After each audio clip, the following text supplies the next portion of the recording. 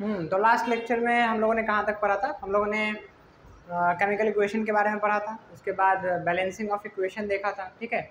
हम लोग बैलेंस करना सीखे थे, एक आध क्वेश्चन भी करे थे बैलेंसिंग के, ठीक है। तो उसमें हम लोग सीखे थे कि किस तरह से बैलेंस करते हैं। लेकिन ये जो लेक्चर है प्रॉपर बैलेंसिंग का होगा। हम लोग इस सेशन में, इस वाले लेक्चर में काफ़ी सारे क्वेश्चन करेंगे बैलेंसिंग के, और उसके कुछ मेथड्स देखेंगे जिससे हम लोग क्या कर सकते हैं। हम लोग किसी भी बैलेंसिंग वाले क्वेश्चन को जिसमें बैलेंस करना होगा हम लोग को, उसमें हम आसानी से बैलेंस कर पाएंगे। तो ये जो लेक्चर होगा पूरे बैलेंसिंग पे बेस्ड होगा। इसमें हम लोग काफ़ी सारे क्वेश्चन करेंगे बैलेंसिंग के, ठीक है, और कुछ मेथड्स देखेंगे जिसको सीख लेने के बाद आपको किसी भी बैलेंसिंग वाले क्वेश्चन में कोई भी प्रॉब्लम नहीं होने वाला है। आप किसी भी क्वेश्चन को आसानी से बैलेंस कर दोगे, ठीक है। कोई भी इक्वेशन को आप लोग बैलेंस कर दोगे, ठीक है। तो अभी हम लोग क्या करते हैं, उस मेथड को सीखते हैं, अच्छे से प्रोसेस देखते हैं कि किस तरह से हम लोग एग्ज़ाम में बनाएंगे किसी बैलेंसिंग वाले क्वेश्चन को, और कभी भी कोई टेस्ट वगैरह या किसी भी चीज़ में किस तरह से हम लोग अप्रोच करेंगे। तो जैसे कि हम लोग देख रहे हैं कि यहाँ पे क्या है कि आयरन H2O से रिएक्ट करके क्या बना रहा है। आयरन जब FeH2O से रिएक्ट करके क्या बना दिया, Fe3O4 प्लस H2, ठीक है। Fe3O4 plus H2, iron oxide और हाइड्रोजन गैस रिलीज हो गया, ठीक है। आयरन ऑक्साइड और हाइड्रोजन गैस रिलीज हो गया, ठीक है। तो इसको हम लोग क्या करते हैं, हम लोग बैलेंस करते हैं।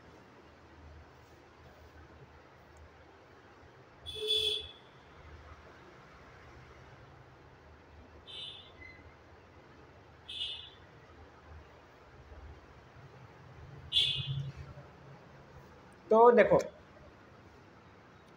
पहली बात तो हम लोग क्या करेंगे कि हम लोग काउंट करेंगे नंबर ऑफ एटम दोनों रिएक्टेंट और प्रोडक्ट के, ठीक है।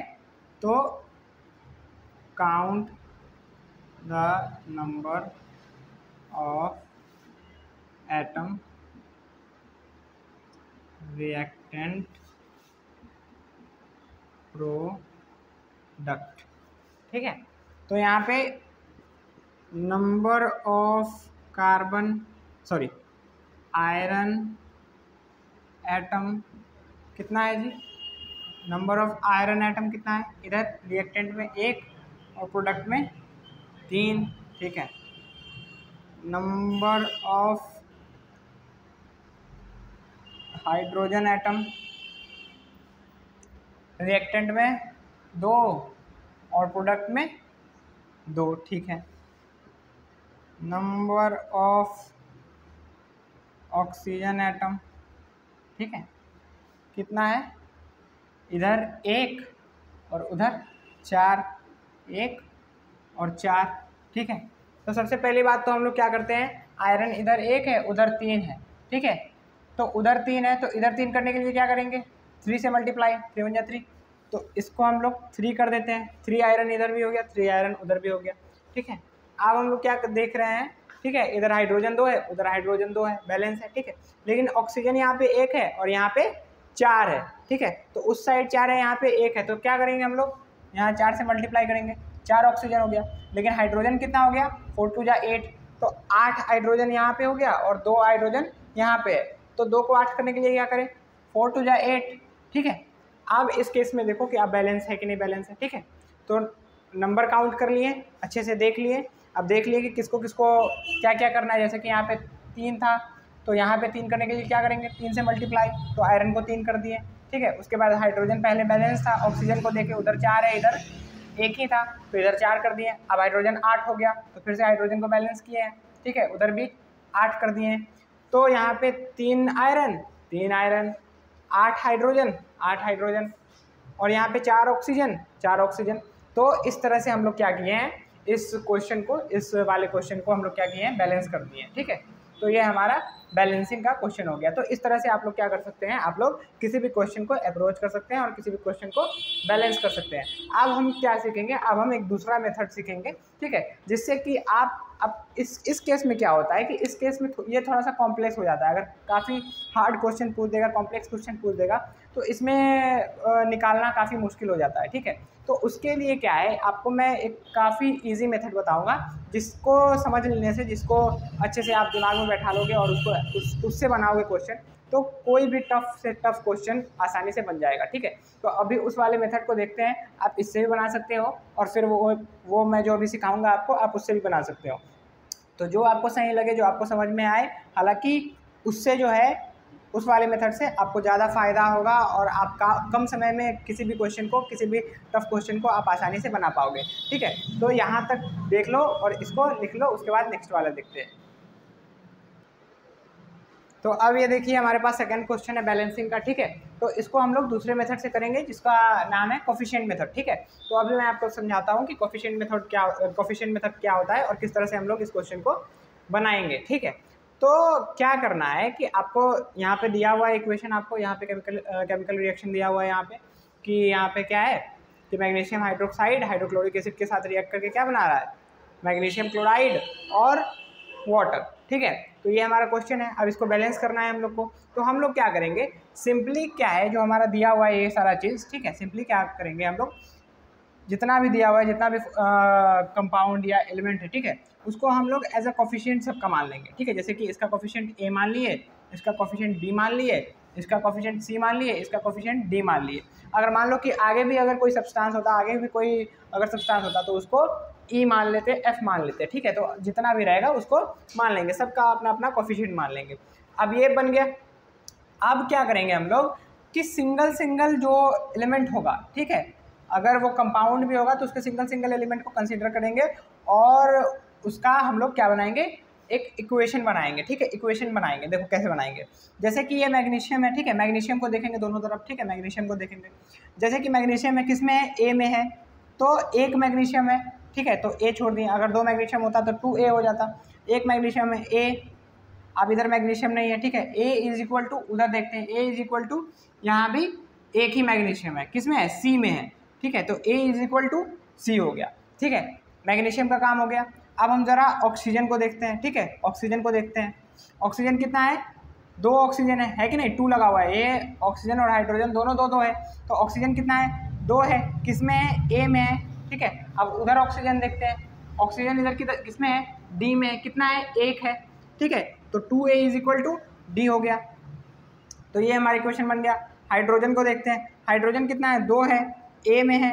ठीक है, और देखो इधर भी हाइड्रोजन है कि नहीं, इधर भी हाइड्रोजन है, तो 2A प्लस एक हाइड्रोजन यहाँ भी है, 2A plus B is equal to, अब उधर देखते हैं, उधर हाइड्रोजन डी में है, कितना है, 2D, 2 हाइड्रोजन है। ठीक है, अब हाइड्रोजन का तो हो गया। अब क्लोरीन का देखते हैं, क्लोरीन किस में है, बी में है, एक क्लोरीन है, तो बी इज इक्वल टू, उधर देखो बी इज इक्वल टू सी में क्लोरीन है, कितना है, 2C। ठीक है, तो ये हमारा क्या आया, इतना सारा इक्वेशन आ गया।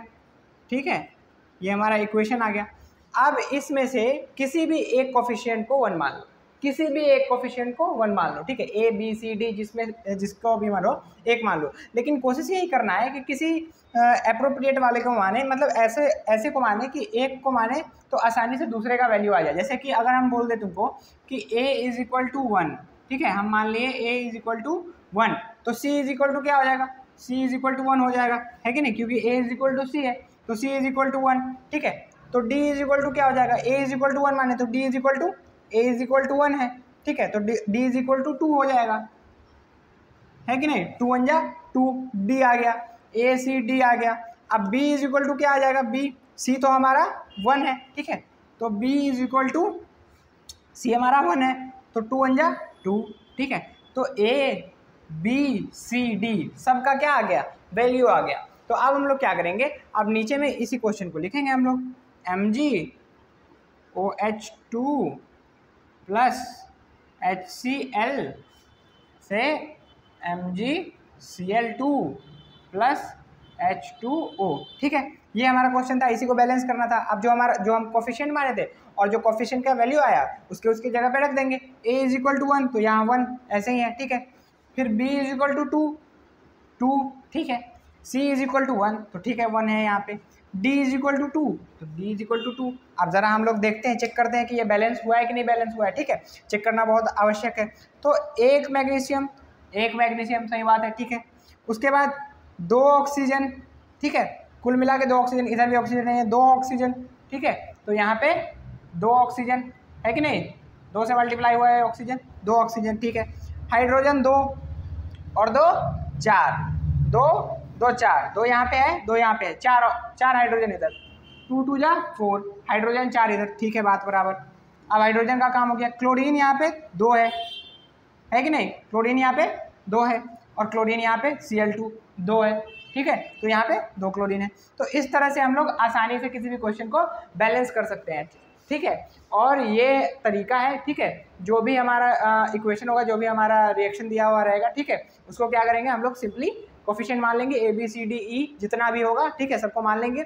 उसके बाद क्या करेंगे हम लोग, एक एक एलिमेंट को कंसीडर करेंगे, ठीक है, एक एक एलिमेंट को कंसीडर करेंगे और उसके हेल्प से हम लोग क्या बनाएंगे, ठीक है, जितने भी एलिमेंट का एटम होगा उसको कंसीडर करेंगे और उसके थ्रू और उसके हेल्प से क्या करेंगे, इक्वेशन बनाएंगे।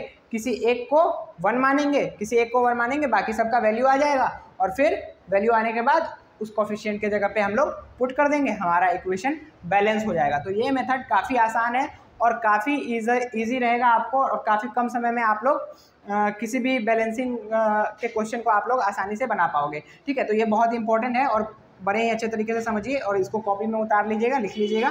और हम लोग कुछ क्वेश्चन प्रैक्टिस करेंगे अभी इस पर, ठीक है। पहले आपको बनाना है, उसके बाद फिर मैं बनाऊंगा।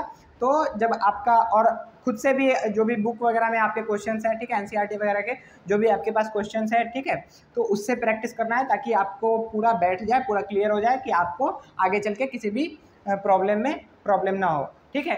तो किसी भी क्वेश्चन में प्रॉब्लम ना हो, सॉरी, ठीक है। तो ये इतना लिखिए आप लोग। तो ये रहा आपका नेक्स्ट क्वेश्चन। पहले आप लोग कॉपी निकाल के इसको बनाइए, ठीक है। उसके बाद जब अगर बन जाए तो अच्छी बात है, अगर नहीं बने तो फिर मैं बनाऊंगा और फिर आप लोग देखना कि किस तरह से बना है और फिर इसको प्रैक्टिस करना, ठीक है।